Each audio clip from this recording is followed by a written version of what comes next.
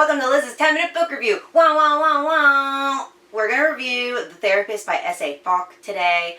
This is an ARC read, and it comes out April 25th, 2024. So I'm excited to read it for you guys, or review it for you guys.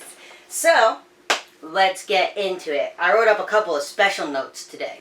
So, excuse me.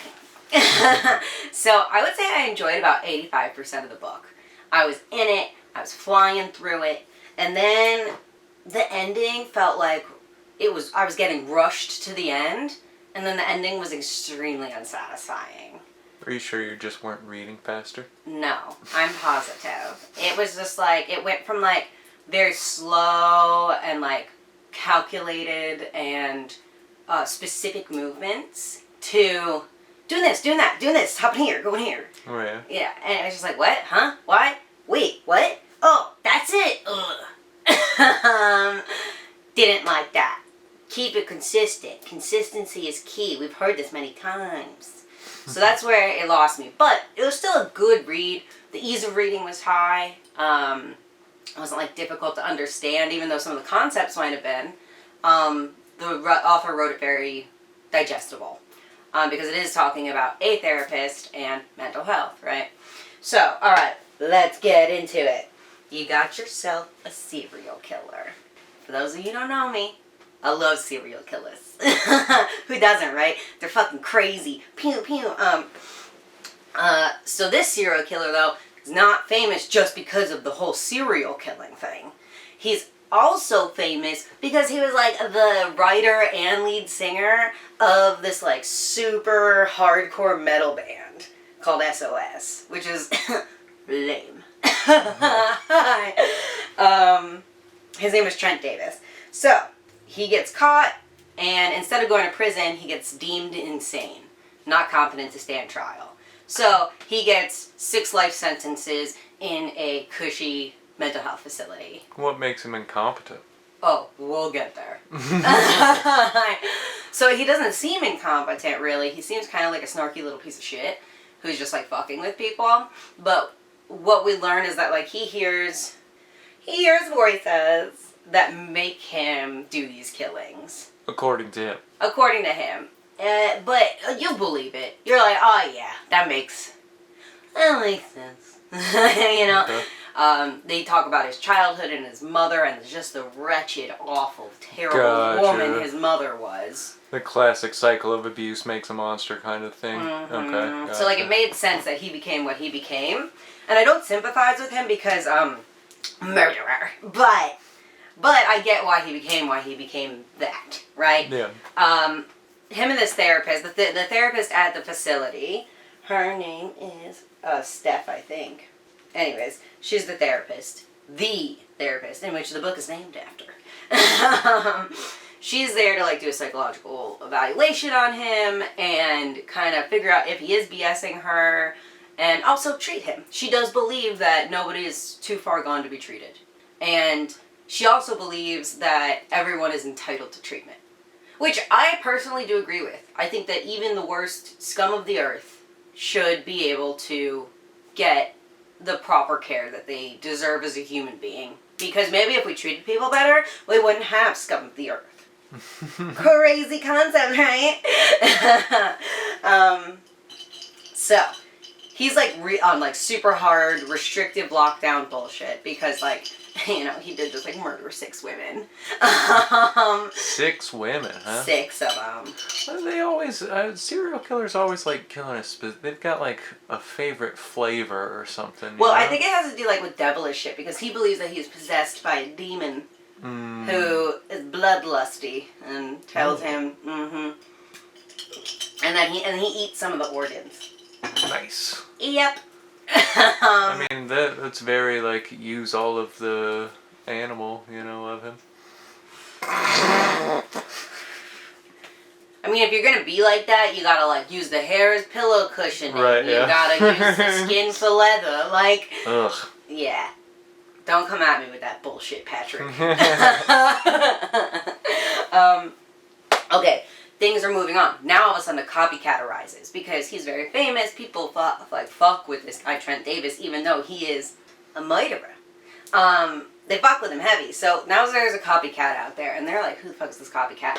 And there's this police officer who's reached out to the therapist and was like, hey, what's up? I want your help since you work directly with Trent. Can I talk to Trent? She's like, no, lawyer has to approve that. However, I can help you still because there's some things that are not confidential.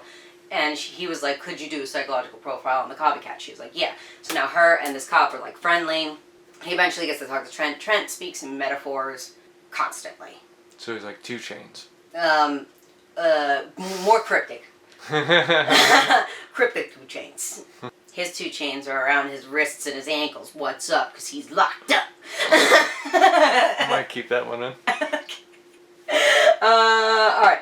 So, as she starts digging into Trent's history, she is reminded of her own trauma. She was sexually abused as a child. And we're starting to get to learn about her. We're learning about Trent. She's looking into his lyrics because he's very poetic, right? So he really does write about his trauma and his history in his death metal, yeah. Then we find, the copycat starts sending organs to the facility in which Trent's staying at, addressed to Trent. That's pretty wild. Mm-hmm. And they're like, is this a play? What is this for? Are they trying to send it to Trent to be like, this is for you? Or are they trying to be like, I do it better than you, bitch? Yeah. Because they find that the copycat is actually way better at the murdering than Trent is. Like, it's cleaner. It's more medical. Right. The way in which the organs are packaged and the bags are very clean. Stuff like that. So you're like, this person has medical training. Yeah, it's not like a heart wrapped in newspaper. Exactly. It's clean, too. Like, yeah. Whatever. Bing, bang, boom, things move on. Her boss is like, you need to take a break from work. You're fucking losing your mind. And you need to stop working on, you need to stop working on the police case. And she's like, fuck you, I do what I want. And then he's like, no, I will actually fire you if you don't take a legitimate break. Also, the most recent package was, the return address was your house that you live in. Oh, wow. So, like, maybe you're a target and maybe you need to go on vacation. Yeah. So she does. She goes on vacation. And as she's on vacation, she doesn't really hear from them too much, whatever. But then one day she hears from the police officer, and he's like, get to a police station right now. We think the copycat is following you. And she's like, the copycat's following me? She gets to the police station, and the police are like, there's been 6 murders following you. While she's on vacation. While she's on this vacation, because her vacation is not like a normal vacation. She's just trying to just drive around. Right. Just go from town to town, whatever. She says she's avoiding this one highway the whole time because that's where the murderer, like, drops the bodies. But they keep finding footage of her on that highway even though she claims to have avoided it. And then we find out that she's accused of murdering these other people and that she's actually the copycat. And that whole ending was so sped up. It went from, like, who could this copycat be to, well, we gotta end the book, so let's pin it on the therapist. They could have blamed the therapist and it would have been an okay ending had they worked us up to it. But we didn't see the slipping of her persona. We didn't see the slipping of her mind. She would just be like, I'm tired. So what if I don't look great right now? I've got a lot going on. Like, she had a death recently. So, like, stuff like that, you know? Normal. Right. Her regression was normal in, like, the scope of people. It wasn't like she's going off the fucking walls. So you didn't see this, like, disintegration of her mental health. Right. And like, regression into, like, picking up a psychopath's tendencies. So that's what it was her, and she was just, like, losing her mind a little bit and not remembering. They leave it ambiguous. They never say it was her or not because she doesn't remember. Yeah, I can see why you really not a fan of that ending. I don't like it. Not a fan of the ending, but the rest of the book was so good that I'm still going to give it a 3-star rating. Good enough. 3 stars. 3 of them. Positives. Really like the poetry, the riddles, and the nods to different artists in the book. I thought that was a fun and nice niche touch. The game being played between the therapist and Trent was really interesting. They had this insane banter that really drew me in, and I enjoyed that a lot. The ending, again, very rushed, didn't love it. It felt super abrupt. And I didn't like the ambiguity of not knowing the actual ending. So, and that's my review. Thanks for coming to Liz's 10-minute book review. Wow,